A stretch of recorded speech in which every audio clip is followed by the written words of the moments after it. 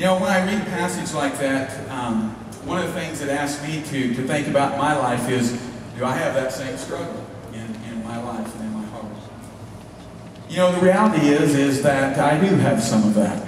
And there have been different times in my life where God has worked to show me that and reveal that. And one of them that comes to my mind, I think the most, had to do with one day when we were traveling. Our entire family were traveling. We lived in Omaha, Nebraska at the time, and we were traveling from there to Bentley, Kansas to be with our family over Thanksgiving. And we had made this trip many times, and it was interesting because every time we would make the trip, there was this house. And we would drive by this house each time, and the house wasn't very well taken care of, and the yard was really cluttered. There were old cars out in the yard, and appliances that didn't work anymore, and lumber that was kind of strewn around everywhere. And each time we would drive by, I can remember now thinking, you know, why wouldn't you take a week to clean that yard up? And I remember thinking at times, how could anyone live there like that? And I'm just being honest. These were thoughts that went through my mind. And even more than the specific thoughts, just my attitude was one of judgmentalism. Really, it was. You know, I think God looked into my heart and saw that, and I'm just imagining the thoughts in His mind saying, I cannot allow one of my children to continue to have that in his heart, and so I need to do something to reveal this to him.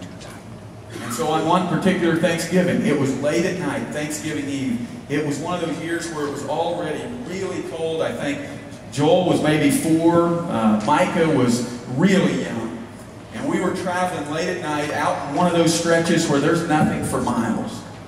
And there were 3 cars on the road that night. There was a van in front of us and a vehicle behind us. And I'm kind of driving and we're talking and everything's going great. And all of a sudden I look up and the van swerves. I mean, just a really sharp swerve. And it's kind of one of those deals, you know he's trying to miss something. So I'm looking around looking for, where's the deer in the ditch? And about the time I'm looking for the deer in the ditch, my eyes catch the road again. The deer isn't in the ditch. The deer is already been hit and it's laying in the middle of the road.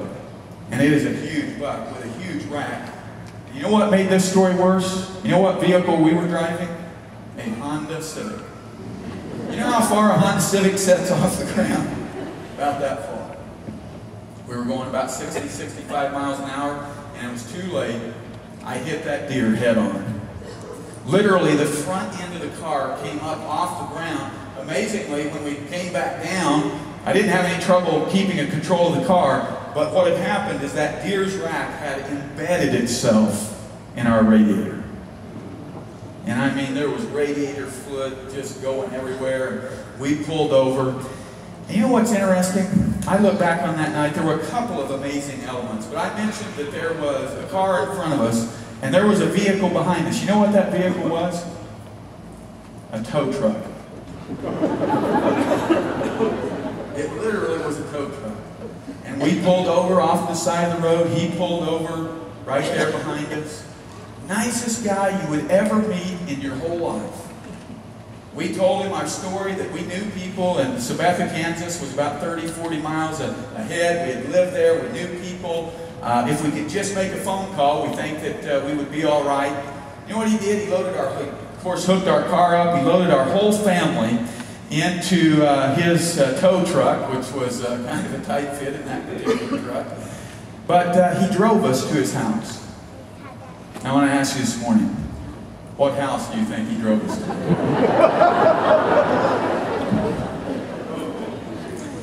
And folks, I tell you, I've never experienced anything like it. I've never been treated any better in my whole life. His wife was there feeding our children milk and cookies. We were treated like kings and queens and princes. In fact, he even went beyond that. He knew our situation. He towed our car all the way to Sabetha, Kansas. I mean, it was an amazing night. And I'll tell you, God put His finger on something in my heart that night. And what He put His finger on, what He was saying to me is, Brian, sometimes you've got a judgmental attitude. And here's why that's so important to me.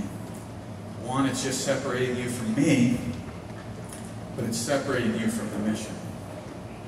There's no way you can reach out to the people that I love when the very people that I love and I sent my son for are potentially the people that you're judging and have an arrogant attitude toward.